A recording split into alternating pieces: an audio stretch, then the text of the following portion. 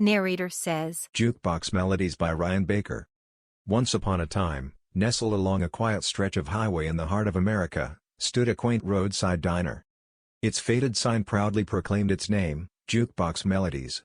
The year was 1955, and the diner had become a beloved local hangout for folks passing through and those from the nearby town. Owned by Mr. Johnson, a kind-hearted and hospitable man, Jukebox Melodies exuded a warm and inviting atmosphere. The chrome-plated bar stools glistened under the fluorescent lights, while the red leather booths whispered stories of 1,000 conversations. The jukebox, an emblem of the era, held court near the entrance, ready to serenade visitors with melodies from another time. One summer evening, just as the sun painted streaks of gold across the sky, a weary traveler named Sam found himself on the doorstep of Jukebox Melodies. Having driven for miles without rest, he sought refuge in the classic allure of a roadside diner. As he stepped inside, a bell chimed, announcing his arrival. Greeted by the soothing aroma of freshly brewed coffee and the sound of muffled laughter, Sam felt an instant sense of comfort.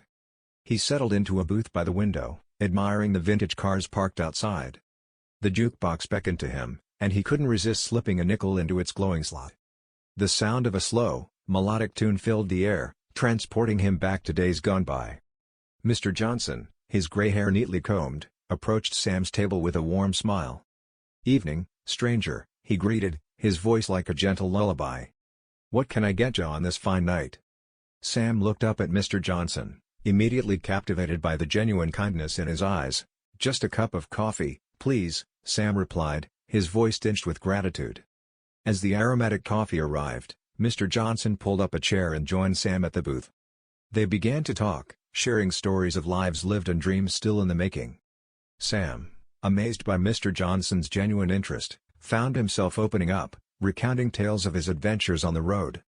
Night stretched its inky veil across the landscape, and other patrons came and went, drawn to the diner's welcoming embrace. Sarah, a young woman with a sparkle in her eye, sat down next to Sam and joined the conversation, effortlessly intertwining her own anecdotes with those shared by Sam and Mr. Johnson.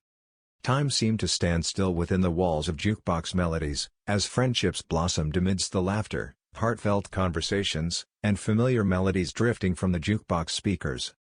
In this haven forged by kindred spirits, people connected and found solace, even if only for a fleeting moment.